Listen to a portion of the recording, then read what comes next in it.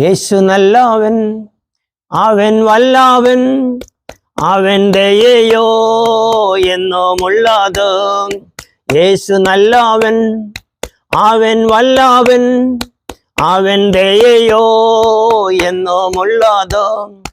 പെരുവെള്ളത്തിൻ ഇരച്ചിൽ പോലെ സ്തുതിച്ചിടുക അവന്റെ നാമം. പെരുവെള്ളത്തിൻ ഇരച്ചിൽ പോലെ സ്തുതിച്ചിടുക അവന്റെ നാമം. Hallelujah hallelujah hallelujah hallelujah. മഹത്വവും ജ്ഞാനവും സ്തോത്രവും ബഹുമാനം ശക്തിയും ബലവും യേശുവിന്. ആമേൻ. മഹത്വവും ജ്ഞാനവും സ്തോത്രവും ബഹുമാനം ശക്തിയും ബലവും യേശുവിന്. എൻ്റെ കർത്താവേ, എൻ്റെ യഹോവേ, നീ ഒഴികെ എനിക്കൊരു നന്മയുമില്ല. എൻ്റെ കർത്താവേ, എൻ്റെ യഹോവേ, നീ ഒഴികെ എനിക്കൊരു നന്മയുമില്ല. ഭൂമിയിലുള്ള വിശുദ്ധന്മാരോ അവരെനിക്കു ശ്രേഷ്ഠന്മാർ തന്നെ. ഭൂമിയിലുള്ള വിശുദ്ധന്മാരോ അവരെനിക്കു ശ്രേഷ്ഠന്മാർ തന്നെ.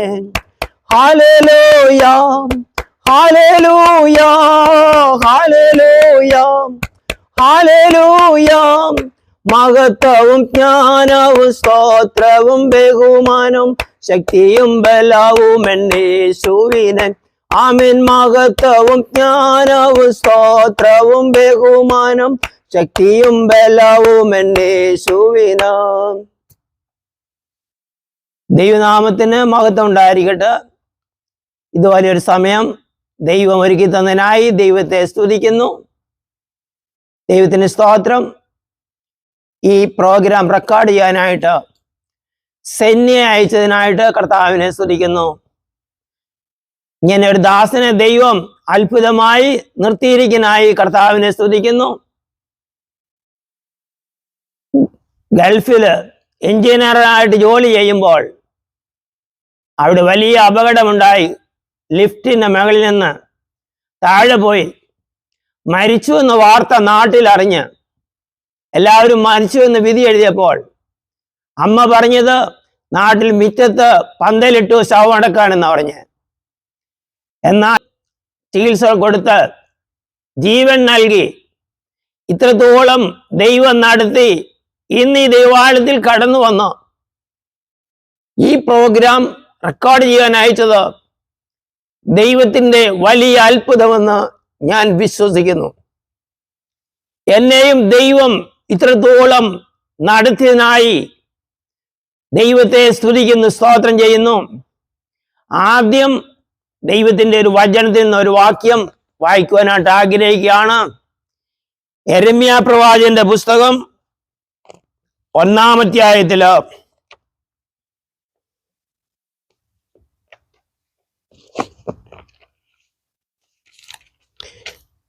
അതിൻ്റെ 4-ാം വാക്യത്തിൽ 4-ാം വാക്യം, ഒരു ദിവസം ഒരു പ്രവാചകൻ, നല്ല ഒരു പ്രവാചകൻ എന്നെക്കുറിച്ച് പ്രവചിച്ച വചനം ഇങ്ങനെയാണ്.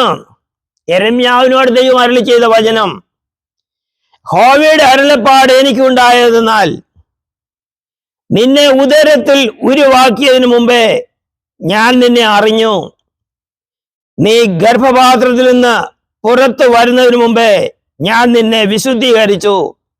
ജാതികൾക്ക് പ്രവാചകനായി നിയമിച്ചിരിക്കുന്നു. ഈ വചനമാണ് ഒരു പ്രവാചകനിലൂടെ എന്നോട് അരുളി ചെയ്ത സ്തോത്രം. എന്നെ ഇത്രത്തോളം നടത്തിയ ദൈവത്തിന് നന്ദിയോടെ സ്തോത്രം ചെയ്യുന്നു. എന്നെക്കുറിച്ച് ആദ്യമായിട്ട് ഒരു ഔട്ട്ലൈനായിട്ട് ആദ്യം പറയുവാൻ ആഗ്രഹിക്കുകയാണ്. സ്തോത്രം. ഞാൻ ജനിച്ചത് മുണ്ടിയപ്പള്ളിയിലാണ്. മുണ്ടിയപ്പള്ളി ഹോസ്പിറ്റലിൽ ഇരിക്കുന്ന ഞങ്ങളുടെ സ്ഥലമായിരുന്നു. ഞാൻ അവിടെയാ ജനിച്ചത്. ഞങ്ങളുടെ വീട്ടുകാര്, കുടുംബക്കാര്, സ്വന്തക്കാര് മുഴുവൻ മുണ്ടിയപ്പള്ളിയിലാണ്. എൻ്റെ പിതാവിൻ്റെ പേര് ജോണി എന്നാണ്. വീട്ടുപേര് കൊച്ചുമണ്ണില്. ഞാൻ അവിടെ ജനിച്ചു 3 വയസ്സായപ്പോൾ അവിടെ നിന്ന് ഞങ്ങളെല്ലാം അവിടുത്തെ സ്ഥലങ്ങളെല്ലാം വിട്ട് കുളത്തൂർ മൊഴി എന്ന സ്ഥലത്തേക്ക് പോയി. ഞാൻ മുണ്ടിയപ്പള്ളി ചർച്ചിൽ അവിടെയാണ് എൻ്റെ മാമോദീസ നടത്തി. ഞങ്ങൾ CSI-കാരാണ്. ഞങ്ങളുടെ പിതാവിൻ്റെ വീടും പിതാവിൻ്റെ മാതാവിൻ്റെ വീടും എല്ലാം മുണ്ടിയപ്പള്ളി തന്നെയാണ്. അവിടെ നിന്ന് കുളത്തൂർ മൊഴി എന്ന സ്ഥലത്ത് പോയി താമസിച്ചു. അവിടെ കോളാകോട്ട് ഉപദേശി എന്നൊരു ആളുണ്ടായിരുന്നു ഇടവെട്ടായിൽ. അദ്ദേഹം എൻ്റെ ഫാദറിൻ്റെ അമ്മാച്ചൻ്റെ മരുമോൻ. അദ്ദേഹം അവിടെ വലിയ തോട്ടമൊക്കെ മേടിച്ചു. അവിടെ വലിയ സൗകര്യത്തിൽ താമസിക്കുമ്പോൾ അവിടെ അടുത്ത് കുളത്തൂർ മൊഴി സ്ഥലം വലിയ ഒത്തിരി സ്ഥലവും നല്ലൊരു വീടും ഒക്കെ വിൽക്കുവാനുണ്ടെന്ന് കേട്ടപ്പോൾ അങ്ങനെ അദ്ദേഹത്തിൻ്റെ ഏർപ്പാടിൽ കൂടി ഞങ്ങളുടെ പിതാവ് ആ സ്ഥലമൊക്കെ കണ്ട് ഇഷ്ടപ്പെട്ടു. അവിടെയിലെ മുണ്ടിയപ്പള്ളിയിലെ സ്ഥലങ്ങളെല്ലാം വിറ്റ് കുളത്തൂർ മൊഴി എന്ന സ്ഥലത്ത് പോയി ഒത്തിരി സ്ഥലങ്ങളും നല്ല ഒരു വീടൊക്കെ ആയിട്ട് മേടിച്ച് ഞങ്ങൾ അവിടെ താമസമാക്കി. പഠിച്ചതെല്ലാം താഴ്ത്തുവടയിലെ സ്കൂളിൽ പഠിച്ചു 10ാം ക്ലാസ് വരെ. അതിനിടയിൽ 7ാം ക്ലാസ്സിൽ മാത്രം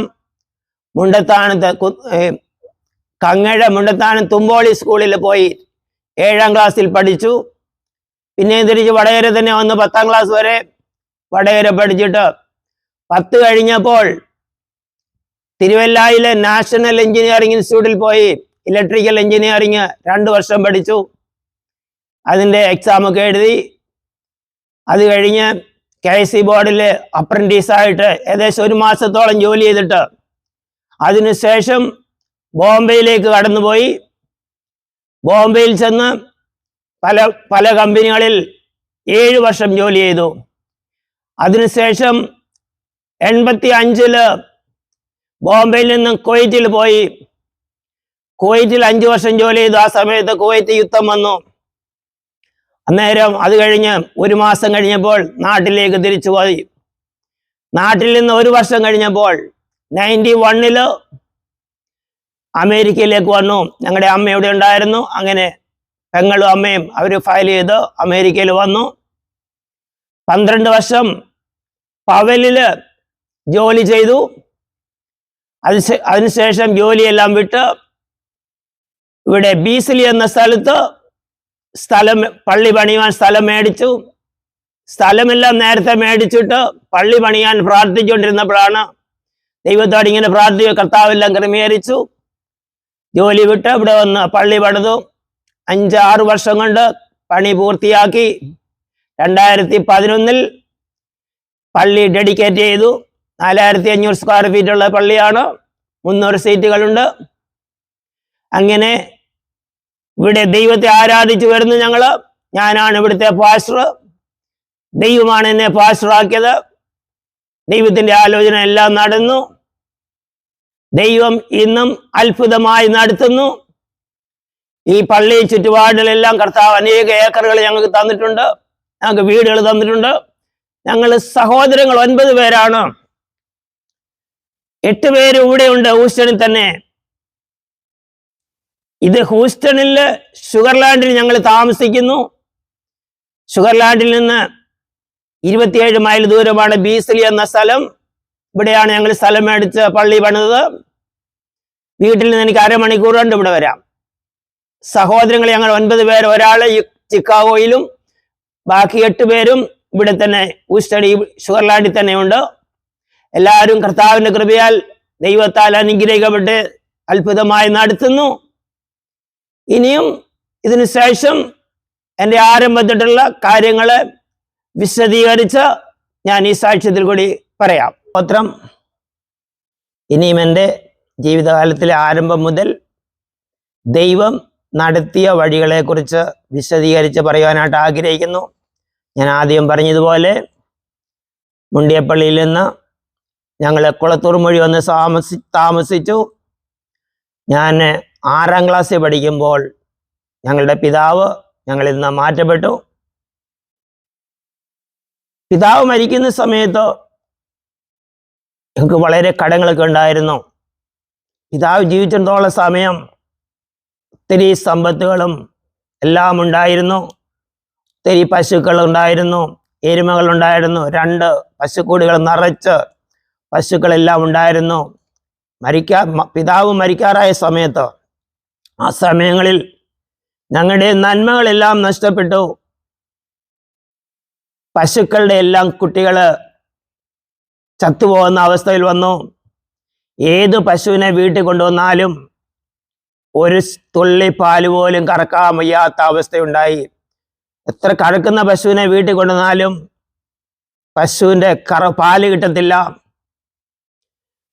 ഫാദർ ഒത്തിരി കൃഷികൾ നടത്തുന്ന ആളായിരുന്നു, ഡ്രൈവറായിട്ട് ജോലി ചെയ്യുന്നുണ്ടായിരുന്നു.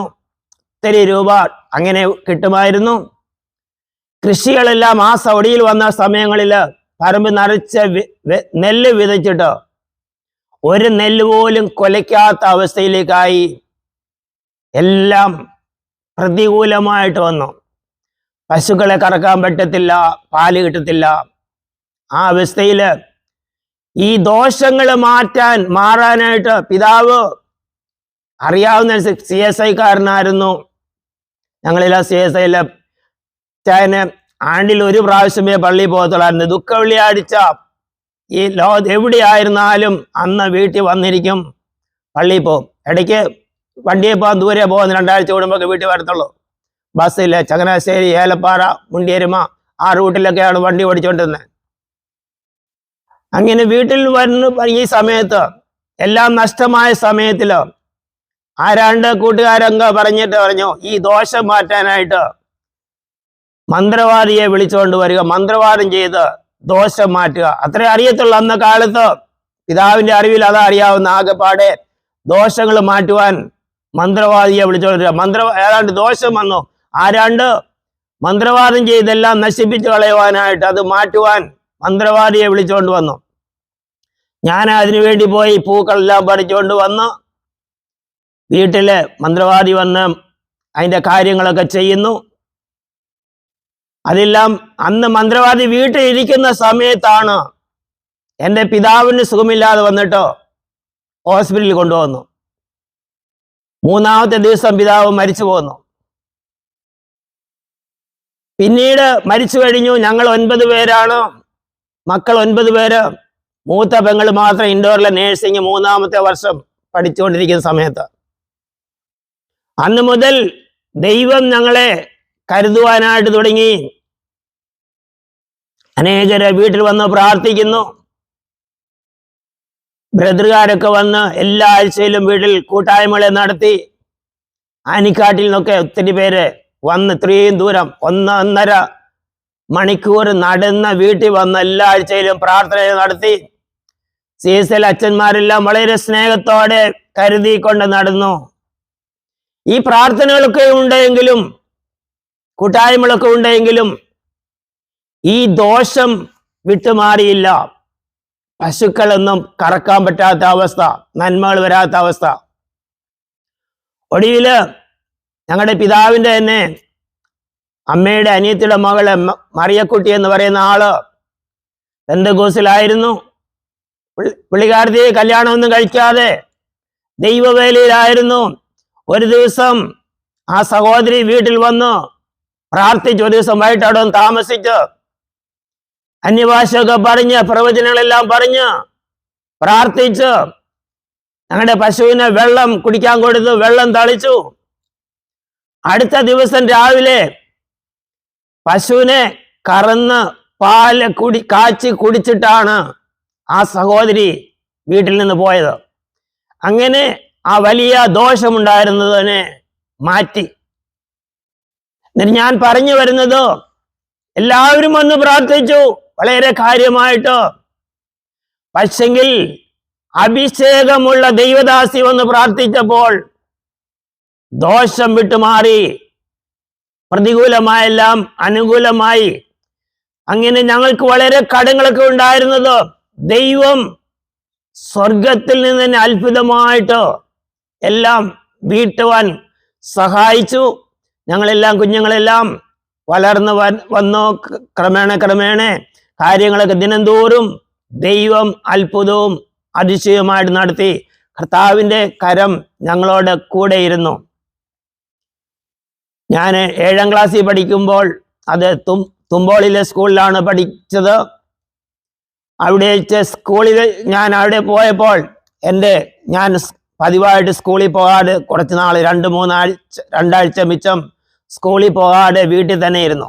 സ്കൂളിൽ പോകുന്നില്ല, ഇനിയും വീട്ടിലെ പണിയൊക്കെ ചെയ്ത് ജീവിക്കാമെന്ന് ഓർത്തപ്പോൾ അങ്ങനെ ഇരിക്കുമ്പോഴാണ് എൻ്റെ പെങ്ങള് ഇൻഡോറിൽ നിന്ന് വന്ന് തന്നെ ബലമായിട്ട് പിടിച്ച് നിക്കറൊക്കെ ഇടിപ്പിച്ച് സ്കൂളിൽ 2ാമതും കൊണ്ടുവിട്ടു.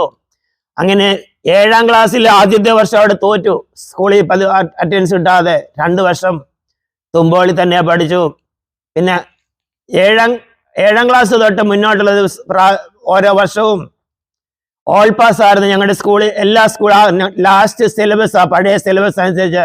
അത് കഴിയുമ്പോൾ പുതിയ സിലബസ് വരുന്നതുകൊണ്ട് പഠിക്കുകയൊന്നും വേണ്ട, പഠിക്കാതെ തന്നെ പാസ്സായി പോകോളും. 10ാം ക്ലാസ് വരെ ഒന്നും പഠിക്കാതെ പാസ്സായി പോയി. ഞാൻ വീട്ടിലൊന്നും പഠിക്കുന്ന സ്വഭാവമേ ഇല്ല, സ്കൂളിൽ പോകും, വീട്ടിൽ വരും, അത്രേ ഉള്ളൂ.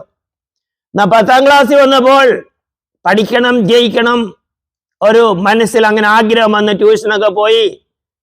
10ാം ക്ലാസ്സിൽ മാത്രമേ പഠിച്ചിട്ടുള്ളൂ, നല്ലതായിട്ട് പഠിച്ച് 2nd ക്ലാസ്സിൽ പാസ്സായി. എനിക്ക് ഏറ്റവും മാർക്കുണ്ടായിരുന്നത് മാത്സിനും സയൻസിനുമായിരുന്നു. അവിടെ നിന്ന് 10ാം ക്ലാസ് എല്ലാം കഴിഞ്ഞ് പ്രീ ഡിഗ്രിക്കൊക്കെ പോകണമെന്ന് ആഗ്രഹിച്ചു. അഡ്മിഷനൊക്കെ വേണ്ടി കോളേജിലൊക്കെ ആപ്ലിക്കേഷൻ കൊടുത്തെങ്കിലും കോളേജിൽ കിട്ടിയില്ല. ആ സമയത്താണ് ഒരു ദൈവദാസി ഞങ്ങളുടെ ബന്ധത്തിൽ തന്നെയുള്ള കുട്ടിയമാമ എന്ന് പറയും, തേക്കനാല് തൊട്ടിയപ്പാറയ്ക്കല്. ആ കുട്ടിയമാമ അമ്മയോട് പറഞ്ഞു, അവന് തിരുവല്ലയിൽ ഇവിടെ പഠിക്കാനായിട്ട് അവിടെ ഇലക്ട്രിക്കൽ എഞ്ചിനീയർ പഠിപ്പിക്കുന്നുണ്ട്, ലൈൻമാൻ മാത്തുക്കുട്ടിയെ കണ്ടില്ലേ, അവന് നല്ല ശമ്പളമൊക്കെ ഉണ്ടെന്ന് പറഞ്ഞു.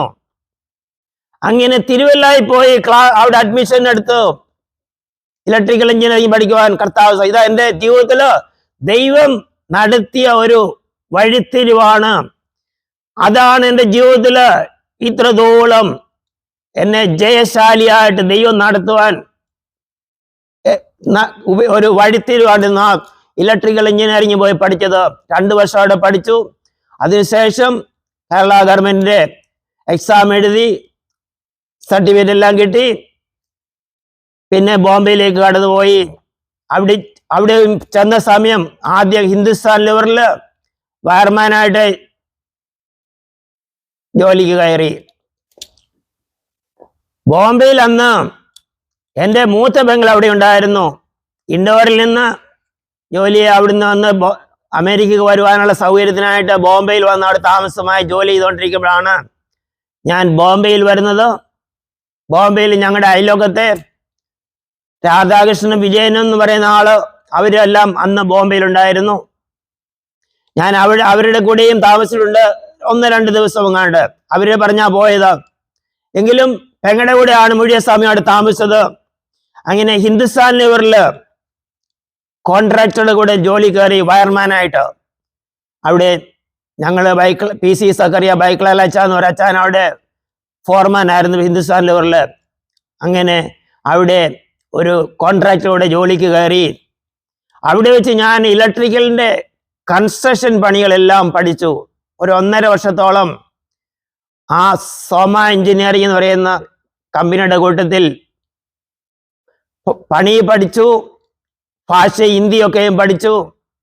അവിടെ നിൽക്കുമ്പോഴാണ് താരാപൂർ എന്ന സ്ഥലത്തേക്ക്, അവിടെ സ്പെഷ്യൽ സ്റ്റീലിന്റെ കമ്പനിയിൽ അവിടെ അവർ പുതിയതായിട്ടൊരു പ്ലാന്റ് തുടങ്ങി, സ്റ്റീൽ റോളിംഗ് മില്ല്. പുതിയതായിട്ട് പണിതുകൊണ്ടിരിക്കുന്നേ ഉള്ളായിരുന്നു. സ്പെഷ്യൽ സ്റ്റീൽ തൊട്ട് വയറോഡ് മില്ല് തൊട്ടുണ്ട്. ഈ പുതിയ കമ്പനിയിലേക്ക് എന്നെ ഇലക്ട്രീഷ്യനായിട്ട് അവിടെ ഞങ്ങളുടെ അപ്പുച്ചായന് കസിന്, അദ്ദേഹത്തിന് ത്രൂ കസ്റ്റംസ് ജോലിയാണ്. അപ്പുച്ചായൻ പറഞ്ഞിട്ട് സ്പെഷ്യൽ സ്റ്റീലിലെ എഞ്ചിനീയറുമായിട്ട് പരിചയം വന്നു. അദ്ദേഹത്തോട് പറഞ്ഞാൽ എനിക്ക് അവിടെ ജോലി കിട്ടത്. ബോംബെയിൽ നിന്ന് 1.5-2 മണിക്കൂർ ദൂരം ട്രെയിനെ പോകണമായിരുന്നു. അവിടെ പോയി ആ കമ്പനിയിൽ ആദ്യത്തെ ഇലക്ട്രീഷ്യൻ ഞാനാണ്. വേറെ ആരുമില്ല ഇലക്ട്രിക്കൽ ഡിപ്പാർട്ട്മെന്റില്. ഞാനാണ് അവിടെ ചെന്ന് ഇലക്ട്രീഷ്യനായിട്ട് ജോലി കയറുന്നു. ഞാൻ എൻ്റെ ജോലിയിലെല്ലാം കർത്താവ് എനിക്ക് വേണ്ടി കരുതിക്കൊണ്ടേയിരുന്നു. അത്ഭുതങ്ങളെ ദൈവം ചെയ്തുകൊണ്ടേയിരുന്നു ഓരോരോ സമയത്ത്. ആദ്യത്തെ സമയത്ത് തന്നെ ഞാൻ ചെല്ലുമ്പോൾ മെയിൻ്റനൻസിൽ വലിയ പരിചയമൊന്നുമില്ല, പുതിയ കമ്പനി ഒന്നും അറിയത്തില്ല. ഒരു ദിവസം രാവിലെ തുടങ്ങിയ സമയങ്ങളിൽ രാവിലെ ഞാൻ കാപ്പി കുടിക്കാനായിട്ട് അടുത്ത സ്പെഷ്യൽ വലിയ കമ്പനി പോയി. ഇത് പുതിയ കമ്പനി ആയതുകൊണ്ട് അവിടെ ക്യാൻറ്റീനൊന്നുമില്ല. അങ്ങനെ പോയിരിക്കുന്ന ആ സമയത്ത് ഈ കമ്പനിയിലെ ഒരു വലിയ ബ്ലോവർ നിന്നുപോയി. ഫർണസിന്റെ ബ്ലോവർ 40 HP ഉള്ള ഒരു ബ്ലോവർ പെട്ടെന്ന് നിന്നുപോയി. എന്നെ അവരെല്ലാവരും നോക്കി, എന്തിയാ ഇലക്ട്രീഷ്യൻ എന്തിയാ, എന്നെ കാണാനില്ല. അപ്പോഴവിടെ ഈ കൺസ്ട്രക്ഷനിൽ പണി തീരാത്തതുകൊണ്ട് അവിടുത്തെ വയർമാൻമാരെല്ലാം ഇന്ന് കൺസ്ട്രക്ഷൻ കമ്പനിക്കാർ ജോലി ചെയ്യുന്നുണ്ടായിരുന്നു. ഇവർ ചെയ്തുകൊണ്ടിരുന്ന ഇതെല്ലാം ഇൻസ്റ്റാൾ ചെയ്ത ആളുകൾ അവരെ വിളിച്ചുകൊണ്ട് വന്ന് പെട്ടെന്ന് അത് റിപ്പയർ ചെയ്തു. ഞാൻ തിരിച്ചു വന്നപ്പോൾ നീ എവിടെ പോയി, കണ്ടില്ലല്ലോ എന്നൊക്കെ പറഞ്ഞു. സത്യത്തിൽ ഞാൻ അന്നേരം അവിടെ ഉണ്ടായിരുന്നെങ്കിൽ എനിക്കത് ചെയ്യാൻ പറ്റുന്ന കാര്യം അത് എവിടെ എന്താന്ന് പോലും അറിയത്തില്ലായിരുന്നു. അതെങ്ങനെയാണെന്നും അറിയത്തില്ല കാര്യങ്ങൾ, സ്റ്റാർട്ടർ. എന്നാൽ ദൈവം ആ സമയത്ത് ഞാൻ അവിടെ ഇല്ലായിരുന്നു. ഞാൻ അടുത്ത കാപ്പി പിടിക്കാൻ പോയി. ഞാൻ തിരിച്ചു വന്നപ്പോൾ എന്നോട് കോൺട്രാക്ടറിലെ വയർമാൻ എല്ലാ കാര്യങ്ങൾ പറഞ്ഞ് ഇന്നൊക്കെ ആ പ്രോബ്ലം. അതൊരിക്കലും ഞാൻ മറക്കാത്തൊരു കാര്യമാണ്. നേരെ സംഭവമൊക്കെ എനിക്ക് മനസ്സിലായി അതിന്റെ കാര്യങ്ങൾ. അങ്ങനെ ആ തുടക്കം വെച്ചിട്ട് ആദ്യത്തെ ഒരു പ്രശ്നം, അതോടെ പെട്ടെന്ന് കാര്യങ്ങളൊക്കെ പിടികിട്ടാൻ തുടങ്ങി. എല്ലാം അന്ന് പ്രയാസം ഉണ്ടാകാമായിരുന്ന സമയത്ത് ദൈവം എനിക്ക് വേണ്ടി ഒരു അത്ഭുതം ചെയ്തു. പിന്നെ ക്രമേണ എല്ലാ കാര്യങ്ങളും പെട്ടെന്ന് പഠിക്കാൻ തുടങ്ങി. ഞാൻ അവിടെ എല്ലാ ഇലക്ട്രിക്കലിന്റെ കംപ്ലീറ്റ് ഞാൻ നോക്കിക്കൊണ്ടിരുന്നു. എന്നെ ദൈവം അവിടെ ഉയർത്തുവാനായിട്ട് തുടങ്ങി. എന്നോട് ഞങ്ങളുടെ മാനേജർ പറഞ്ഞു, നിന്നെ പോലെയുള്ള ഒരു ഇലക്ട്രീഷ്യനെ കൂടെ കൊണ്ടുപോവാ, എന്റെ കൂടെ ഹെൽപ്പ് ചെയ്യാനൊക്കെ വേറെ ആളൊക്കെ ഉണ്ട്, ഒരു ഇലക്ട്രീഷ്യനെ കൂടെ കൊണ്ടുപോവാ, 2 ഷിഫ്റ്റ് തുടങ്ങാൻ പോവാ. നേരം ബോംബെയിൽ നിന്ന് എന്നോട് ജോലി ചെയ്യുന്ന തോമസ് ചാക്കോ എന്ന് പറയുന്ന IT ഇലക്ട്രീഷ്യനെ ഞാൻ എന്നെ വിളിച്ചുകൊണ്ട് പോയി. ഞങ്ങൾ രണ്ടും കൂടെ നൈറ്റില് അദ്ദേഹവും വേറെ ഒരു എഞ്ചിനീയർ നിൽക്കും, ഞാൻ പകലില് ഞാൻ നോക്കും. അങ്ങനെയായിരുന്നു. ഒരു ദിവസം രാത്രിയില് ക്രെയിന് കേടായി പോയി. അതിന്റെ വയറ് അവിടുന്ന് ഡിസ്കണക്റ്റ് ആയി പോയപ്പോൾ അവർക്കത് എൻ്റെ കൂട്ടുകാരനും എഞ്ചിനീയർ എല്ലാം നോക്കിയിട്ട് റിപ്പയർ ചെയ്യാൻ പറ്റാതെ വന്നു. ഒത്തിരി നേരം പ്രൊഡക്ഷൻ ഷട്ട് ഡൗൺ ആയിപ്പോയി. പിന്നെ എന്നെ വീട്ടിൽ നിന്ന് വിളിച്ചുകൊണ്ട് പോയി. ഞാൻ ചെന്ന് മിനിറ്റുകൾക്കകത്ത് വയറെല്ലാം ബാക്ക് കണക്ട് ചെയ്തു, അത് റൺ ചെയ്യാനായിട്ട് തുടങ്ങി. അപ്പോൾ തന്നെ അവിടെ കമ്പനിയിലെല്ലാം പറഞ്ഞു, ഇവർ രാത്രിയിൽ 2 പേർ എഞ്ചിനീയറും ഉണ്ട് ഇലക്ട്രീഷ്യൻ ഉണ്ട്, നോക്കാൻ പറ്റിയില്ല. ഞാൻ ചെന്ന് പെട്ടെന്ന് റിപ്പയർ അത് കണക്ട് ചെയ്തു, ഓണാക്കി, എല്ലാം നോർമലാക്കി. അങ്ങനെ ദൈവം എന്നെ അത്ഭുതമായിട്ട് ഉയർത്തുവാനായിട്ട് തുടങ്ങി. പിന്നീട് ഒരു സമയത്ത് കമ്പനിയുടെ main motor 1000 HP motor main rolling മില്ലില് അത് ഉച്ച കഴിഞ്ഞ് സ്റ്റാർട്ടാക്കുമ്പോൾ ഞാനാണ് ഓൺ ആക്കുന്നത്. അന്നേരം ഓൺ ആക്കിയപ്പോൾ ഒരു ശബ്ദം പോലെ എനിക്ക് തോന്നി ഇപ്പൊ മോട്ടറിന്റെ അവിടെ. പെട്ടെന്ന് ഞാനത് ഓഫാക്കി. എന്നിട്ട് എല്ലാരെയും വിളിച്ചു, മോട്ടറിനകത്ത് പ്രോബ്ലം ഉണ്ടോ? ഉടനെ ഇത് വലിയ 3.3 kV മോട്ടറാ. ഉടനെ അടുത്ത സ്പെഷ്യൽ കമ്പനിയിൽ നിന്ന് തന്നെ എഞ്ചിനീയറെ എല്ലാം വിളിച്ചുകൊണ്ട് വന്നു. വലിയ മോട്ടറാ. അവര് വന്ന് എല്ലാരും കൂടി അഴിച്ചു നോക്കിയപ്പോൾ മോട്ടറിനകത്ത് ഈർപ്പം നിറഞ്ഞു നിൽക്കുകയാണ്. നേരം അവര് പറഞ്ഞു, ഈ മോട്ടർ ഇങ്ങനെ റൺ ചെയ്തായിരുന്നെങ്കിൽ ഇത് കത്തിപ്പോകുമായിരുന്നു. കത്തിപ്പോയാൽ മാസങ്ങളോളം കമ്പനി അടച്ചിടണം, പ്രൊഡക്ഷൻ ഒന്നും നടക്കത്തില്ല. അങ്ങനെ എൻ്റെ സൂക്ഷ്മതയാണ് അതിൽ നിന്ന് വലിയ പ്രോബ്ലത്തിൽ നിന്ന് രക്ഷിച്ചോന്ന് പറഞ്ഞിട്ട് കമ്പനിയിൽ നിന്ന് എനിക്ക് അന്ന സമയത്ത് 400 രൂപയ്ക്ക് ശമ്പളത്തിന് ജോലി ചെയ്യുന്നത് 1000 രൂപയുടെ കാശ് അവാർഡ് തന്നു. എന്നെ അവിടുത്തെ മാനേജർ വിളിച്ചു പറഞ്ഞ മലയാളി ഒരു മാനേജർ ഉണ്ടായിരുന്നു, ഈ പേഴ്സണൽ ഓഫീസറായിട്ട്. അദ്ദേഹം വിളിച്ചു വന്ന് നിന്നെ കമ്പനിയുടെ വലിയ ആളാക്കാൻ പോവാന്നൊക്കെ പറഞ്ഞു. 1000 രൂപയുടെ കാശ് അവാർഡ് തന്നു. ഞാൻ പറഞ്ഞത്, ഈ കാശ് അവാർഡ് കിട്ടാൻ ഞാൻ ആക്ച്വലി ഒന്നും ചെയ്തതില്ല. ആ ഈർപ്പം മണ്ണിട്ട് കൊണ്ട് മോട്ടറിനകത്ത് ഈർപ്പം ഉണ്ടായിരുന്നു. പക്ഷെങ്കിൽ അത് വെച്ച് ഓണായ കത്തി പോകുമായിരുന്നിരിക്കാം ഒരു പക്ഷേ. എന്നാൽ അതുകൊണ്ടെന്നുള്ള ശബ്ദം കേട്ടത് വേറെ ഏതോ ഒരു ശബ്ദമാണ് ഞാൻ കേട്ടത്. അന്ന് ഓഫ് ആക്കിയില്ലായിരുന്നെങ്കിൽ കത്തി പോകുമായിരുന്നു. എന്നാൽ മോട്ടർ ഈ ഈർപ്പം കൊണ്ടല്ല ശബ്ദം കേട്ടു. ദൈവം എന്തോ ശബ്ദം കേൾപ്പിച്ചു, എനിക്ക് ഓഫ് ആക്കുവാൻ തുടങ്ങി. നേരം ദൈവമാണ് അതിന് പിന്നിൽ പ്രവർത്തിച്ചത്, ഞാനല്ല, എൻ്റെ ബുദ്ധിയല്ല. അങ്ങനെ പറ്റത്തില്ല. അതേസമയം വലിയ ശബ്ദമില്ല, സ്പാർക്ക് വന്നാൽ പിന്നെ അത് കേടെ മൊത്തം പോകത്തേ ഉള്ളൂ, അങ്ങനെ വരത്തില്ല. എന്നാൽ ഇത് സംഭവം ഇങ്ങനെ നടന്ന ദൈവത്തിന്റെ അത്ഭുത കാര്യങ്ങള് എന്നെ ആ കമ്പനിയിലെ ഏറ്റവും ഉയർത്തി. അവിടുത്തെ മാനേജർ അവിടെ നിന്ന് പിന്നെ ഭിവണ്ടിയിലേക്ക് പോയി, വർക്സ് മാനേജർ. ഞാനും എന്നെ പിന്നെ ആ വർക്സ് മാനേജർ ആ ഭിവണ്ടിയിലെ റോളിംഗ് മില്ലിലേക്ക് എന്നെ കൊണ്ടുപോയി. അവിടെ ട്രെയിനി അസിസ്റ്റന്റ് ഓഫീസർ എന്നുള്ള വലിയ പൊസിഷൻ തന്നാണ് എന്നെ ആ കമ്പനിയിലേക്ക് കൊണ്ടുപോയി. ഞാൻ അവിടെ പോയി വലിയ ശമ്പളത്തിലോ ഒത്തിരി ട്രാവലിംഗ് അലവൻസും ഒക്കെ ആയിട്ട് ഒത്തിരി ശമ്പളം കൂട്ടി എനിക്ക് പുതിയ ജോലി അവിടെ ലഭിച്ചു. ഞാൻ താരാപൂരിൽ ജോലി ചെയ്തുകൊണ്ടിരിക്കുന്ന സമയത്ത് അവിടെ പെന്തക്കോസ്തുകാരുടെ ഒരു കൂട്ടായ്മ ഉണ്ടായിരുന്നു. ചെറിയാച്ച എന്ന് പറയുന്ന ആള് BARCയിൽ ജോലി ചെയ്തു. അദ്ദേഹത്തിൻ്റെ വീട്ടിൽ തന്നെ അദ്ദേഹം പാസ്റ്ററായിട്ട് കൂട്ടായ്മ നടത്തിക്കൊണ്ടിരുന്നു. എന്നെയും ആ കൂട്ടായ്മയിലെല്ലാം അവിടെ വിളിച്ചുകൊണ്ട് ദൈവം അത്ഭുതമായിട്ട് ഒരു സഹോദരനോട് എന്നെ അവിടെ വിളിച്ചുകൊണ്ട് പോയി എല്ലാം വഴി നടത്തി. അവിടെ വെച്ച് ഞാൻ വെള്ളത്തിൽ സ്നാനപ്പെടുവാനായിട്ട് കർത്താവ് എന്നെ സഹായിച്ചു. ഞാൻ നല്ല CSI കാരനായിട്ട് വളർന്നവനാണ്. അനേകരെ പല ചെന്ന സ്ഥാനത്തൊക്കെ ബോംബെ വെച്ച് ആദ്യം ബോംബെ ആൻഡോഫിൽ താമസിക്കുമ്പോഴും കൂട്ടായ്മയിലേക്ക് കർത്താവിനെ നടത്തിക്കൊണ്ടുപോയി. എവിടെ ഞാൻ ചെന്നാലും ദൈവമക്കൾ എൻ്റെ അടുത്ത് വരും, എന്നെ വിളിച്ചൊരു കൂട്ടായ്മയിൽ കൊണ്ടുപോകും. ഇല്ല, ജീവിതം മുഴുവൻ ഞാൻ അങ്ങനെ കണ്ടിട്ടുള്ളൂ. ഒരിടത്തും കൂട്ടായ്മകളില്ലാതെ വന്നിട്ടില്ല. താരാപൂരിൽ ചെന്നപ്പം ഞാൻ ആ കമ്പനി ചെല്ലുമ്പം അവിടെ ഒരു മലയാളി ഉണ്ടായിരുന്നു, വർഗീസ് എന്ന് പറയുന്ന ആള്. ഇന്ന് അദ്ദേഹം ന്യൂയോർക്കിലുണ്ട്. അദ്ദേഹം വളരെ കുറച്ച് ദിവസമുള്ളായിരുന്നു എൻ്റെ അവിടെ. അദ്ദേഹം എന്നെ വിളിച്ച് ആ കൂട്ടായ്മയിൽ ബന്ധപ്പെട്ടു. അങ്ങനെ അവിടെ പോകുന്നത്. ആ ഒരു കുറച്ച് ദിവസം കഴിഞ്ഞപ്പോൾ അദ്ദേഹം അടുത്ത ഗോക്ടെ സ്റ്റീലില് അടുത്ത ഇവരുടെ തന്നെ സ്റ്റീലിന്റെ വേറൊരു കമ്പനിയിലേക്ക് പോയി. അദ്ദേഹം മുഖാന്തരം ഞാൻ ആ കൂട്ടായ്മ ബന്ധപ്പെട്ടു. കൂട്ടായ്മയിൽ പോയിക്കൊണ്ടിരുന്നു. ആ ദിവസങ്ങളിൽ സ്നാനത്തെക്കുറിച്ചൊക്കെ അവരെ പഠിപ്പിച്ചു. ഞാൻ അന്ന് സ്നാനത്തെക്കുറിച്ചെല്ലാം പലരോട് ചോദിക്കും, പഠിക്കും, പ്രാർത്ഥിക്കും. നേരെ അതിനെക്കുറിച്ച് ഞാൻ ഓർക്കുന്നത് അവര് സ്നാനപ്പെടണമെന്ന് പറയുന്നു. എന്തിനാ സ്നാനപ്പെടുന്നത്? അന്ന് ഞാൻ CSIക്കാണ്. എൻ്റെ മനസ്സിൽ വന്നത് ഇംഗ്ലണ്ടിൽ നിന്നൊക്കെ മിഷണറിമാര് കോട്ടയത്ത് വന്ന് ഒന്നുമില്ലാത്ത സ്ഥാനത്ത് പ്രവർത്തിച്ച് അങ്ങനെ അവര് ദൈവത്തിന് വേണ്ടി വേല ചെയ്തവരൊക്കെ ഇല്ലായിരിക്കുമല്ലോ. CSIക്കാരായിരുന്നല്ലോ, CMSകാര്. പിന്നെ ഞാൻ അവരൊക്കെ സ്വർഗത്തിൽ പോകത്തില്ലയോ? ഞാൻ എന്തോന്നിന് സ്നാനപ്പെടണം? എന്നാ ദൈവത്തോട് ആലോചന ചോദിച്ച ദൈവമേ, നിന്റെ ഹിതമെങ്കിൽ എന്നെ അതിനെ വഴി നടത്തണമേ എന്ന് പ്രാർത്ഥിച്ചുകൊണ്ടേയിരുന്നു. ആ സമയത്ത് ഒരു ദൈവദാസൻ നാട്ടിലെ SI ആണ്, CV ജോൺ എന്നാ തോന്നുന്ന പേര്. അദ്ദേഹത്തിന്റെ ഒരു സാക്ഷ്യം കൂടെ പറഞ്ഞു. കരുണാകരന്റെ ഒക്കെ സമയത്ത് SI ആയിട്ട് ജോലി ചെയ്യുമ്പോൾ അവിടെ ആ ദേശത്ത് എവിടെ ഒരാള് സ്നാനപ്പെട്ടു, ഒരു റബ്ബർ വെട്ടുകാരൻ സ്നാനപ്പെട്ടു. നാട്ടുകാരെല്ലാം കളിയാക്കിയപ്പോൾ അദ്ദേഹം ജോലിക്ക് പോകാതെ വീട്ടില് ഇരുന്നു. കുഞ്ഞുങ്ങളെല്ലാം പട്ടിണിയായി കിടക്കുന്ന സമയത്ത് ഇവരെ കൊണ്ട്, ഈ SIയെ കൊണ്ട് ഒരു വണ്ടി നിറച്ച് ഫുഡ് കൊണ്ട് അവരുടെ വീട്ടിൽ കൊടുക്കുന്ന ഒരു അവസ്ഥയുണ്ടായി. അവർ പറയുന്നത് കരുണാകരൻ വരുന്ന സമയത്ത് എസ്കോർട്ട് കൊടുക്കാനായിട്ട് വിളിച്ചു പറഞ്ഞു. ഇവർ കഴിച്ചുകൊണ്ടിരിക്കുന്ന സമയത്ത് അങ്ങനെ അവർ പോകേണ്ടുന്ന വഴിയൊക്കെ പറഞ്ഞു കൊടുത്തു. അവരിങ്ങനെ പോകുമ്പോ ഫുഡെല്ലാം കൂടെ വണ്ടി ജീപ്പ് നിറച്ച് ഫുഡ് കയറ്റി അവര് കരുണാകരൻ വരുന്ന സ്ഥലത്തേക്ക് പോവുകയാണ്. അപ്പോൾ ഒരു വീടിന്റെ പടിക്ക് ചെന്നപ്പോ രാത്രി വണ്ടി ആ വീടിന്റെ പടിക്ക് നിന്നുപോയി.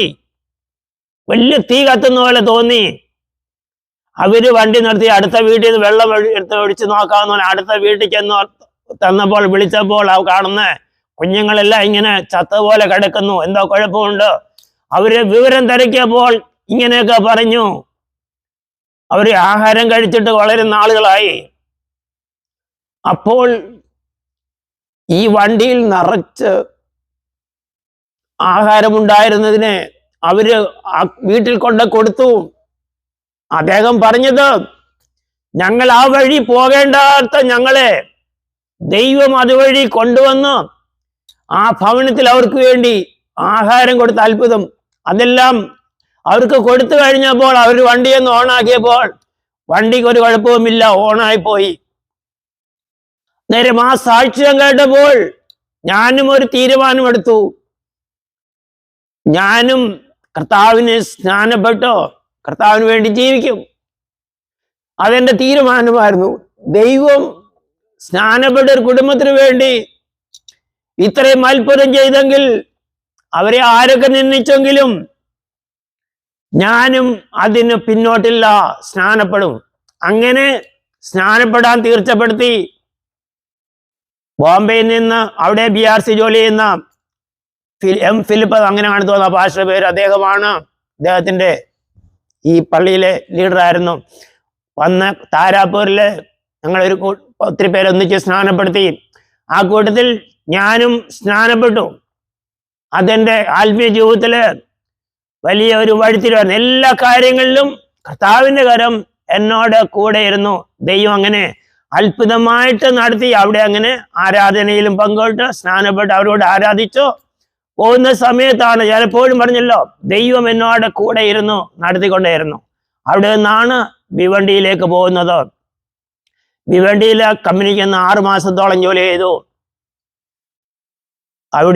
അവിടെയും ഒത്തിരി നല്ലതായിട്ടൊക്കെ ജോലി ചെയ്തു. എന്നാൽ ഒത്തിരി പ്രതികൂലങ്ങളുണ്ടായിരുന്നു എനിക്കവിടെ. എന്നെ അവിടെ ഒത്തിരി ശമ്പളത്തിന് കൊണ്ടു ചെന്നു, ഒത്തിരി അലവൻസ് ഒക്കെ വന്നു. മലയാളികളൊക്കെ അവിടെ ജോലി ചെയ്യുന്നുണ്ടായിരുന്നു. അവരെല്ലാം എനിക്ക് എതിരായിട്ട് വന്നു. ഇവൻ ഇത്രയും ശമ്പളം കൊണ്ടുവന്നെന്നും പറഞ്ഞിട്ട് യൂണിയൻകാരും എല്ലാം ബഹളം വെച്ചു. ഒത്തിരി പ്രശ്നം. എനിക്ക് ജോലിക്ക് പോകാൻ വയ്യാത്ത പോലെയുള്ള അവസ്ഥ. ഞാനൊരു ദിവസം പോകാതെ ഇനി തിരിച്ചു അങ്ങോട്ട് പോകുന്നില്ലെന്ന് പറഞ്ഞ് ബോംബെ ഇരിക്കുമ്പോൾ എൻ്റെ അപ്പുജാന്റെ ഭാര്യ അമ്മാമ്മ എന്നെ പറഞ്ഞ് നീ പോണമെന്നപ്പം വേറെ ഒരു കസിൻ അവിടെ ഉണ്ടായിരുന്നു, തുണ്ടിയിലെ കൊച്ചുമോൻ എന്ന് പറഞ്ഞത്. കൊച്ചുമോൻ എന്നോട് പറഞ്ഞു, ചോദിച്ചാൽ ഞാൻ കൂടെ വരാമെന്ന് പറഞ്ഞിട്ട് എന്നെ ബലപ്പെടുത്തി പിന്നെയും വിട്ടു. അങ്ങനെ ഞാൻ പിന്നെ തന്നെയാണേലും അങ്ങ് ജോലിക്ക് പോയി. 6 മാസം അവിടെ കണ്ടിന്യൂ ചെയ്തു. ഒത്തിരി നല്ലതായിട്ടെല്ലാം ജോലി ചെയ്തു. എല്ലാം നല്ലതായിട്ട് പോയി. പ്രതികൂലങ്ങളൊക്കെ ഉണ്ടായിരുന്നാലും ആൾക്കാർക്കെല്ലാം ഭയങ്കര ശത്രുത. അതിന്റെ മധ്യത്തിൽ കമ്പനിയിൽ നല്ലതായിട്ട് ജോലി. അവിടെ ഒത്തിരി പുതിയ ജോലികളൊക്കെ ചെയ്യുവാൻ കൺസൾട്ടൻ്റായിട്ടും പുതിയ പ്ലാന്റുകളൊക്കെ ഉണ്ടാക്കുന്ന കാര്യത്തിലെല്ലാം ഞാൻ തന്നെയായിരുന്നു അവിടുത്തെ എല്ലാത്തിൻ്റെ ലീഡർ, ട്രെയിനി, അസിസ്റ്റന്റ് ഓഫീസർ ഞാനായിരുന്നു. എല്ലാത്തിൻ്റെ ഇലക്ട്രിക്കലിൻ്റെ എല്ലാം ഇൻചാർജ് ഞാൻ തന്നെയായിരുന്നു. ആ സമയത്ത് ഞാൻ നാട്ടിലെ സൂപ്പർവൈസർ ലൈസൻസ് എടുത്ത് ഇലക്ട്രിക്കലിൻ്റെ, ബോംബെയിലെ ഫസ്റ്റ് ക്ലാസ് സൂപ്പർവൈസർ ലൈസൻസ് എനിക്ക് കിട്ടി. അതെല്ലാം എൻ്റെ കയ്യിലുണ്ട്. ദൈവം അത്ഭുതമായിട്ടെല്ലാം നടത്തിക്കൊണ്ടേയിരുന്നു.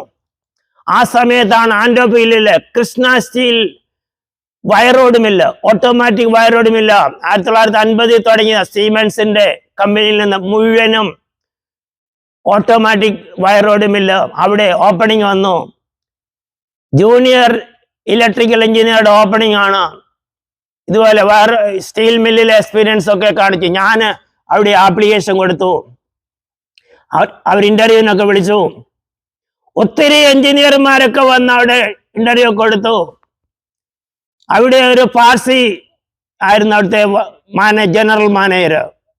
അദ്ദേഹം എൻ്റെ നേരത്തെ ഉള്ള മാനേജരും പാർസി ആയിരുന്നു. എക്സ്പീരിയൻസ് ഒക്കെ പറഞ്ഞു അദ്ദേഹം എന്നെ സെലക്ട് ചെയ്ത് ജൂനിയർ എഞ്ചിനീയറായിട്ട്. ബോംബെയിലെ വലിയൊരു കമ്പനി, അവിടെ ഒത്തിരി ശമ്പളത്തിൽ എനിക്ക് അവിടെ ജോലി കിട്ടി. എയർഫെയറും ഒക്കെ മെഡിക്കൽ റീഇംബേഴ്സ്മെന്റൊക്കെ ഒത്തിരി ശമ്പളം. ആണ്ട് തോറും എയർഫെയർ ആയിരുന്നു നാട്ടിൽ പോകാനൊക്കെ തരുന്നത്. എല്ലാം വലിയ ശമ്പളത്തിൽ ജോലി ലഭിച്ചു. അവിടെയും കർത്താവിനെ അത്ഭുതം. അവിടെ ഒത്തിരി ഇലക്ട്രീഷ്യന്മാരും എഞ്ചിനീയർമാരും ഒക്കെ ജോലി ചെയ്യുന്ന കമ്പനിയാണ്. അവിടെ ഒരു ഷിഫ്റ്റിൽ ഞാനായിരിക്കും. കർത്താവിനെ അവിടെ അത്ഭുതമായിട്ട് ചെന്ന സമയം മുതൽ കർത്താവിനെ അനുഗ്രഹിക്കുവാനായിട്ട് തുടങ്ങി. ജോലിയൊക്കെ എനിക്ക് വേണ്ടി കർത്താവ് അങ്ങ് ചെയ്യും. അതുപോലെ അത്ഭുതമായിട്ട്. ഞാൻ പറഞ്ഞല്ലോ നേരത്തെ ഭിവണ്ടിയിൽ എൻ്റെ മലയാളികളൊക്കെ ഉണ്ടായിരുന്നു. അവിടെ ഉണ്ടായിരുന്ന ഒരു മലയാളിയുടെ ചേട്ടൻ ഈ കമ്പനിയിലുണ്ടായിരുന്നു, അവിടെ മെക്കാനിക്കൽ ഫോർമാനായിട്ട്. ഞാൻ ചെന്ന് ഒരാഴ്ച കഴിഞ്ഞപ്പോൾ ഈ കമ്പനിയിൽ ഒരു ക്രെയിൻ കേടായി കിടന്നത് ഒരാഴ്ചയായിട്ട് റിപ്പയർ ആയാൽ കിടക്കുമായിരുന്നു. Overhead crane. എനിക്കതിന്റെ പണി കാര്യത്തിലൊന്നും അറിയത്തില്ല. അവിടെ ഫിറ്റർമാരും വയർമാന്മാരും എല്ലാം ഒരാഴ്ച തൊട്ട് പണിയുന്നുണ്ട്. ഞാനും ഒരു ദിവസം അവരുടെ കൂട്ടത്തില് അതിന്റെ മേളിൽ കയറി നോക്കി. ആ സമയത്ത് ആ ക്രെയിൻ അങ്ങ് ഓണായി. ഞാനിതൊന്നും കാര്യമാക്കിയില്ല. എന്നാൽ ഈ ഫോർമാൻ മലയാളി ഉണ്ടായിരുന്നവൻ ചെന്നിട്ട് എൻ്റെ ഭിവണ്ടിയിലുണ്ടായിരുന്ന അവിടെ മകൻ അനിയനോട് പറഞ്ഞു, നിന്റെ ആ പുതിയ ആള് വന്നത് ഭയങ്കര മിടുക്കനാണ്, ഒരാഴ്ച കേടായി കിടന്ന ഒരു ക്രെയിന്. അവന് മേളിൽ ചെന്നപ്പോഴേ അത് ഓണായി. ഞാൻ അത് റിപ്പയർ ചെയ്തു എന്നാ പറയുന്നത്. സത്യത്തിൽ ഞാൻ അതിലൊന്നും ചെയ്തില്ല. ഞാൻ അവിടെ ചെന്നത് മാത്രമേ ഉള്ളൂ. ആ ക്രെയിന് ഓണായി നല്ലതായിട്ട് വർക്ക് ചെയ്യാൻ തുടങ്ങി. ഞാൻ പറഞ്ഞു, ഞാൻ ചെയ്തില്ലെങ്കിലും അതിന്റെ ക്രെഡിറ്റ് എനിക്ക്, ഞാൻ ചെയ്തു എന്ന് പറഞ്ഞു. ദൈവം ഓരോ അത്ഭുതങ്ങൾ ചെയ്യുന്ന അങ്ങനെ ആ കമ്പനി എല്ലാം ഞാനൊരു ഒത്തിരി ആൾക്കാർ ജോലി, വയർമാന്മാരൊക്കെ ഒത്തിരി ജോലി ചെയ്യുന്നതാണ്. പ്രോബ്ലങ്ങൾ വരുമ്പോൾ ഞാൻ അവിടെ ചെന്ന് കഴിയുമ്പോൾ അതിന്റെ പ്രോബ്ലം ഒക്കെ മാറി കഴിയും. ചിലപ്പോൾ ഞാൻ പറയും, എന്നെ വന്ന് വിളിക്കുമ്പോൾ പൊക്കോ, ഞാൻ വന്നേക്കാന്ന് പറയും, ശരിയാകുമെന്ന് പറയും. അവർ ചെല്ലുമ്പോൾ അത് വർക്ക് ചെയ്തുകൊണ്ടിരിക്കും. കർത്താവ് എന്നെ അവിടെയും ഉയർത്തി എല്ലാം ഭംഗിയായിട്ട് നടത്തി അത്ഭുതമായിട്ട് ഏകദേശം 3 വർഷം ബോംബെയിലെ ജൂനിയർ എഞ്ചിനീയറായിട്ട് ജോലി ചെയ്തു.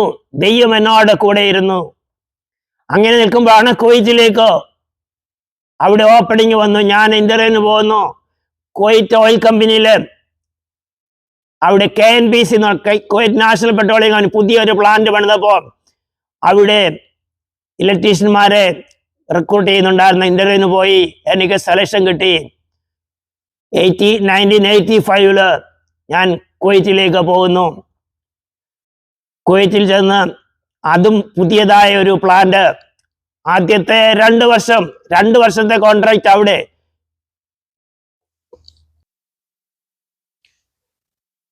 ഇനി കുവൈറ്റിൽ പോയ വിവരങ്ങളെ കുറിച്ച് പറയാം. ബോംബെയിലെ നരിമൻ പോയിന്റിൽ ഒരു ഏജൻസി ത്രൂ ആണ് ഞാൻ കുവൈറ്റിലേക്ക് പോകുന്നത്. കുവൈറ്റിൽ നിന്ന് ഒരു സായിപ്പ വന്ന് ഇന്റർവ്യൂ ഒക്കെ എടുത്തത്. ഏജന്റിന്റെ പേര് ഞാൻ ഓർക്കുന്നില്ല. അങ്ങനെ അവിടെ സെലക്ഷനൊക്കെ കിട്ടി. ഇലക്ട്രീഷ്യനായിട്ട് കുവൈറ്റിലേക്ക് 1985 പോകുന്നു. എൻ്റെ കൂടെ കുറേ പേരൊക്കെ ഉണ്ട്. ഒത്തിരി പേരെ ഒന്നിച്ച് പോയി. ഞങ്ങളെ എയർപോർട്ടിൽ ചെന്നു. ഞങ്ങളെ കമ്പനിയുടെ ആളുകൾ വന്ന് അവിടെ ഒരു മെസ്സിലേക്ക് കൊണ്ടുപോവാണ്. അവിടെ എല്ലാവരും താമസിക്കും. മലയാളിയുടെ ബസ് തന്നെ. ഞങ്ങളെല്ലാം മെസ്സിൽ താമസിച്ച് അങ്ങനെ കുവൈറ്റിൽ ആദ്യമായിട്ട് ജോലി തുടങ്ങി. ചെന്ന സമയം മുതൽ എല്ലാം കമ്പനിക്കാർ നോക്കിക്കൊള്ളും. ജോലിയെല്ലാം പുതിയ അതും കൺസ്ട്രക്ഷൻ ചെയ്തുകൊണ്ടിരിക്കുന്ന പ്ലാന്റ്, ഒരു റിഫൈനറിയുടെ പുതിയൊരു ഏറ്റവും മോഡേൺ ആയിട്ടുള്ള ഒരു പ്ലാന്റിലേക്ക് അവിടെ ചെല്ലുമ്പോൾ കൺസ്ട്രക്ഷൻ നടന്നുകൊണ്ടിരിക്കുക. നേരെ ആ സമയത്ത് ഞങ്ങളെ മെയിൻ്റനൻസിലേക്കാണ് കൊണ്ടുപോകുന്നത്. ജോലിയെല്ലാം ഞങ്ങളുടെ ജോലി എന്ന് പറയുന്നത് ചുമ്മാ ഒരു ജോലി ഇല്ലാത്തതുകൊണ്ട് മോട്ടറിൻ്റെയൊക്കെ സീരിയൽ നമ്പറൊക്കെ നോക്കാൻ ഇങ്ങനെ ഒന്നുമില്ല. കാര്യം പുതിയ കമ്പനി പണിതുകൊണ്ടിരിക്കുന്നേ ഉള്ളൂ.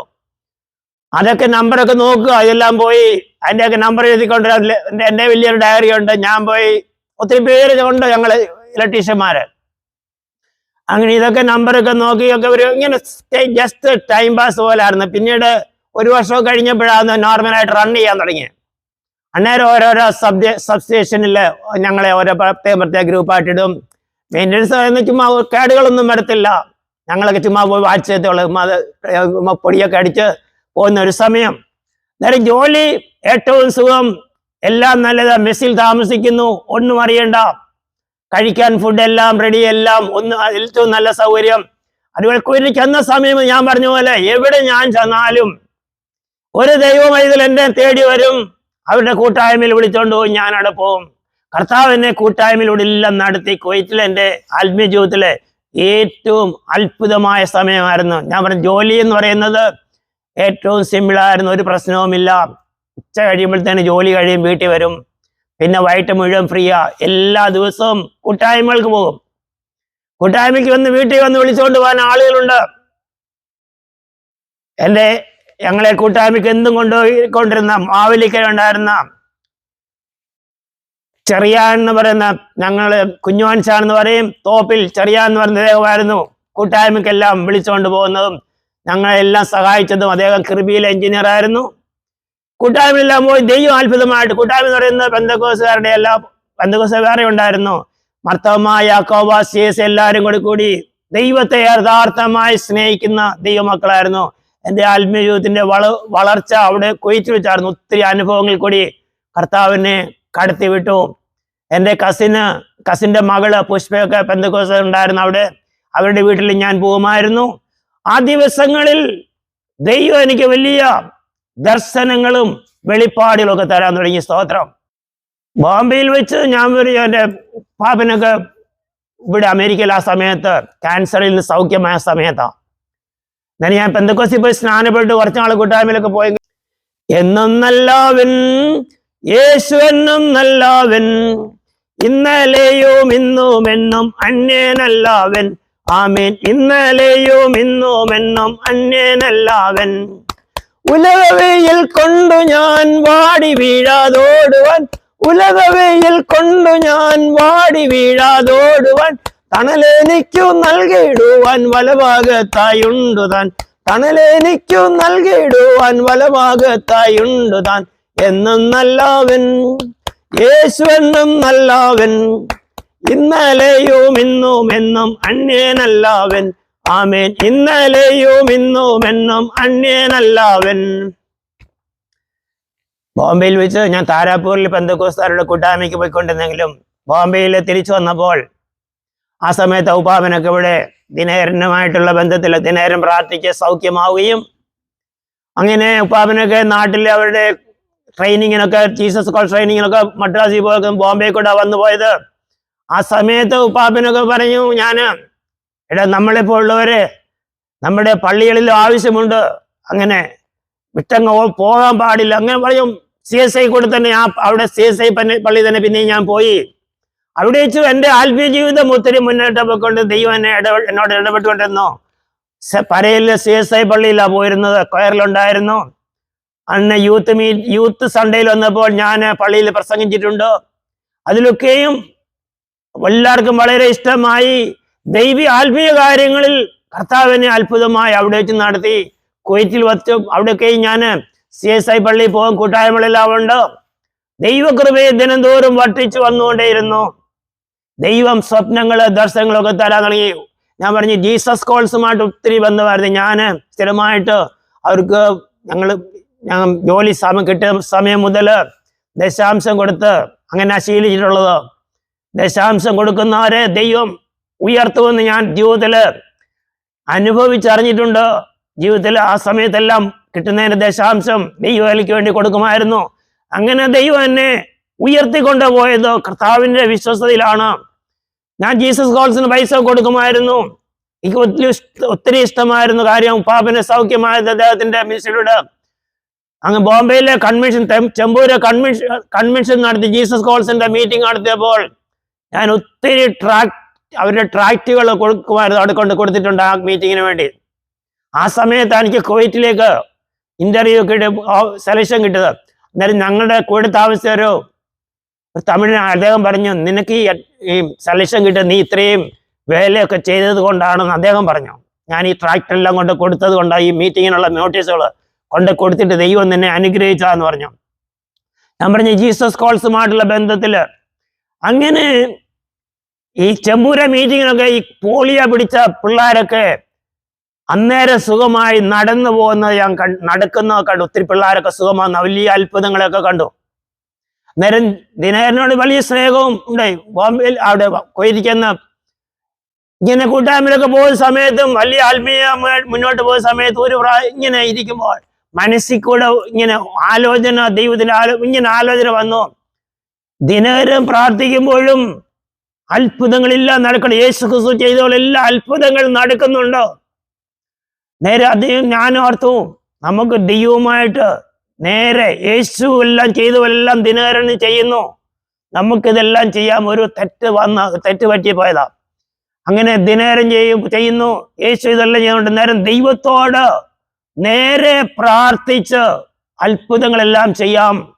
ദൈവം പ്രവർത്തി അങ്ങനെ ഒരു തോന്നല്, ദൈവത്തോട് നേരിട്ട് പ്രാർത്ഥിക്കാവുന്ന. അന്ന് ഒരു ദിവസം രാത്രി കിടക്കുമ്പോൾ രാത്രി ഒരു 3 മണിയെങ്കിലും ആ സമയത്ത് സ്വപ്നത്തിൽ കൂടെ ഇങ്ങനെ ഒന്ന് സ്വർഗത്തിൽ നിന്ന്, ഞങ്ങൾ നാട്ടിലെ വീടാ കാണിക്കുന്നത്, വീടിന്റെ പോലെ താഴ്വശത്ത് നിൽക്കുമ്പോൾ ഞാനിങ്ങനെ ഏതാണ്ട് ചെയ്തുകൊണ്ടിരിക്കുന്നു. സ്പെയിനിനും അമേരിക്ക കാണിക്കുന്നു, സ്പെയിന് കാണിക്കുന്നു. ഞാൻ ആ സ്പെയിനിനോട് ചേർന്ന് ഏതാണ്ട് ഇങ്ങനെ ചെയ്തുകൊണ്ടിരിക്കുക. എനിക്കന്ന് അമേരിക്ക എന്തോ സ്പെയിൻ എന്താ എന്നൊന്നും അറിയത്തില്ല. ദൈവം എന്നെ കാണിക്കും. അപ്പോഴിങ്ങനെ സ്പെയിനിന്റെ കൂടെ കൂടി ഏതാണ്ട് ചെയ്തുകൊണ്ടിരിക്കുന്നു. അപ്പോൾ സ്വർഗത്തിൽ നിന്നൊരു സൂര്യ തേജസ് പോലെ വന്നിട്ട് എന്നോട് പറയുന്നു, ഞാൻ നിന്നെ നശിപ്പിച്ചു കളയും. അപ്പൊ ദൈവമാ സംസാരിക്കുന്നറിയാൻ ഞാൻ ഓടി എൻ്റെ അമ്മയുടെ അടുത്തേക്ക് പോകുന്നതായിട്ട് സ്വപ്നത്തിൽ കണ്ട.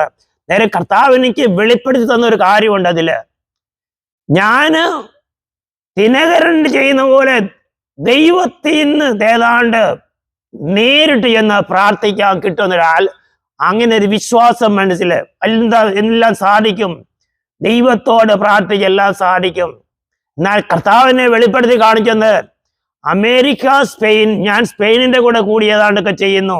എന്നാൽ പിന്നീട് മനസ്സിലാക്കിയത് സ്പെയിന് അമേരിക്കയുടെ അണ്ടറിൽ കിടന്ന് അമേരിക്കയെ ആശ്രയിച്ച് ജീവിക്കുന്ന ഒരു രാജ്യമാണ് സ്പെയിൻ എന്നും, ഞാൻ അതിൻ്റെ കൂടെ അമേരിക്ക സ്വന്തമായിട്ട് നിൽക്കുന്ന സ്തോത്രം എന്നെ വെളിപ്പെടുത്തി തന്നത് യേശു ക്രിസ്തുവിലൂടെ അല്ലാതെ ദൈവത്തിന്റെ അടുക്ക് ആർക്കും ചെയ്യാൻ പറ്റത്തില്ല. നമുക്ക് ദൈവത്തോട് നേരിട്ട് ചെന്ന് ഒന്നും പ്രാപിക്കാൻ കഴിയുന്ന കർത്താവ് എന്നെ ആ ദർശനത്തിൽ കൂടി വെളിപ്പെടുത്തി കാണിച്ചതാണ്. നേരിട്ട് ചെന്ന് ദൈവത്തിന്റെ സന്നിധി ചെല്ലാൻ പറ്റും. അങ്ങനെ ഞാൻ നേരിട്ട് ചെല്ലുമ്പോൾ അങ്ങനെ മനസ്സിൽ വന്നത് കൊണ്ട് എന്നെ ദൈവം വെളിപ്പെടുത്തി, ഞാൻ നിന്നെ നശിപ്പിച്ച് കളയും. അന്നേരം ആ സമയമൊക്കെ ദൈവം പറഞ്ഞ് ഞാൻ നിന്നെ നശിപ്പിച്ച് കളയും എന്ന് പറഞ്ഞപ്പോൾ എൻ്റെ എല്ലാ വിശ്വാസവും വളരെ ക്ഷീണിച്ചു പോയൊരവസ്ഥ.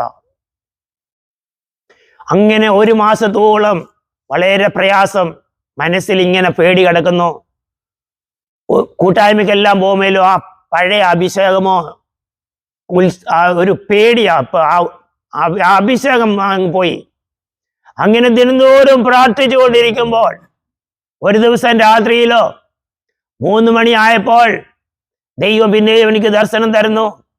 സ്വർഗത്തിൽ നിന്ന് ദൈവം തന്നെ എന്നോട് സംസാരിക്കുന്നത് വളരെ സോഫ്റ്റ് ആയിട്ട് മ്യൂസിക്കിലൂടെ. സ്വർഗത്തിൽ അങ്ങനെ ഭാഷയുണ്ടെന്ന് എനിക്കറിയത്തില്ലായിരുന്നു. മ്യൂസിക്കിലൂടെ ദൈവം എന്നോട് സംസാരിച്ചു, നീ ഇപ്പോഴും ജീവവൃക്ഷത്തിന്റെ തണലിലാകുന്നു. എന്നിട്ട് ഒത്തിരി കാര്യങ്ങൾ എന്നെ വെളിപ്പെടുത്തി. ലോകപ്രകാരം നടക്കാൻ കഴിയാത്ത കാര്യങ്ങളെല്ലാം അന്ന് എന്നെ കാണിച്ചിട്ട് അതിൻ്റെ അടുത്ത ദിവസം തന്നെ ഓരോന്നോരോന്നായിട്ട് സംഭവിക്കുന്നതായിട്ട് കാണിച്ചു. അങ്ങനെ ദൈവം എൻ്റെ പ്രയാസങ്ങളെ മാറ്റി ആ പറഞ്ഞ കാര്യങ്ങളെല്ലാം അതേപോലെ സംഭവിച്ചു. ഞാൻ അതിനുശേഷം ഒത്തിരി പ്രാവശ്യം ട്രൈ ചെയ്തിട്ടുണ്ട്. ആ ദൈവശബ്ദം പിന്നെ അത് ഒത്തിരി സന്തോഷമായിരുന്നു. ആ ദൈവത്തിൻ്റെ ആ മ്യൂസിക്കിലൂടെയുള്ള മ്യൂസിക് കേൾക്കാൻ നമുക്കൊന്നിനോടും കമ്പയർ ചെയ്യാൻ വയ്യാത്ത ഇത്ര സ്വീറ്റ് ആയിട്ടുള്ള ആ മ്യൂസിക്. അത് ഞാൻ രാത്രി കിടക്കുമ്പോൾ എൻ്റെ വേദോസ്വരം നെഞ്ചോട് ചേർത്ത് വെച്ച് പ്രാർത്ഥിച്ച് കിടക്കുമ്പോഴാണ് ഇങ്ങനെ ആ ദർശനങ്ങൾ എനിക്ക് ലഭിക്കുന്നത്. പിന്നീട് അനേക സമയം ഞാൻ ശ്രമിച്ചിട്ടുണ്ട്, ഇതുപോലൊക്കെ വേദോസ്വരം നെഞ്ചോട് ചേർത്ത് പ്രാർത്ഥിച്ച് കിടക്കും, കർത്താവേ ആ ശബ്ദം എന്നെ കേൾപ്പിക്കണമേ, എന്നോട് സംസാരിക്കണമെന്ന്. പിന്നീട് ഒരിക്കലും ആ ശബ്ദം എനിക്ക് കേൾക്കാൻ കഴിഞ്ഞിട്ടില്ല. ദൈവം നമ്മളോട് സംസാരിക്കുന്നത് നമ്മുടെ ആവശ്യമുള്ള സമയങ്ങളിൽ മാത്രമാണ്. അല്ലെങ്കിൽ ചുമ്മാ നമ്മൾ പറയുമ്പോൾ ദൈവം ഒന്നും സംസാരിക്കുന്നില്ല. ഞാൻ പലപ്പോഴും ആ ശബ്ദം പിന്നെ കേൾക്കാൻ പറ്റിയിട്ടില്ല. പിന്നെ ഒരു ദിവസം വേറൊരു ദർശനം എനിക്ക് തന്നു. ഞാൻ സ്വർഗത്തിൽ പോകുന്നതായിട്ട്. അവിടെ വേദപുസ്തകത്തിൽ വായിക്കുന്ന പോലെ മാൻഷൻസ് എന്നൊക്കെ പറഞ്ഞ് അവിടെ ചെന്ന വലിയ ഓഫീസ് മുറികളായിട്ട് എന്നെ കാണിച്ചു. അവിടെ ചെല്ലുമ്പോൾ എൻ്റെ കൂടെ അന്ന് കൂട്ടായ്മയിലുള്ള പലരെ കാണിച്ചു. ദിനേറിന്റെ മോളെ അവിടെ കാണിച്ചു. അന്ന് ദിനേറിന്റെ മോള് മരിച്ചു പോയിരുന്നു. അവിടെ കാണിച്ചു. ആ സ്വർഗത്തിൽ ചെന്ന അവസ്ഥ ഭയങ്കര സന്തോഷം.